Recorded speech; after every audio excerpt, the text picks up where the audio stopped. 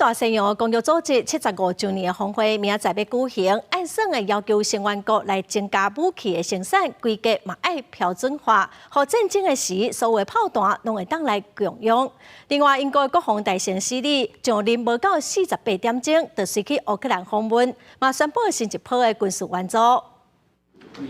就任暗暝48点钟，英国国防大臣希里随出访乌克兰南部港市奥德萨，展现对基辅当局的支持。除了搁一摆表示英国对乌克兰的坚定支持，希里也带来新一波的军援，宣布军援包括90粒流防反战车飞弹、10台 AS90自走炮，也有25万粒50口径弹药、50台小型军用军艇，加61台会当用伫防御工事的路途机。 We've made the commitment that the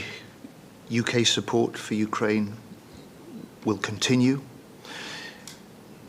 We're looking to step up that support. So my decision to be here on the second day of my job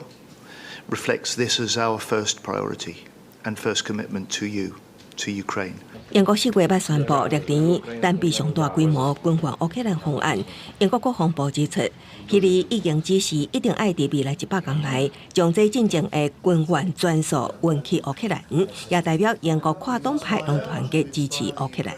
新任首相斯凯尔初5就任了后头一场大型峰会，就是初9开始的北约75周年峰会。为了这摆峰会有缘会聚焦伫俄乌战争。It is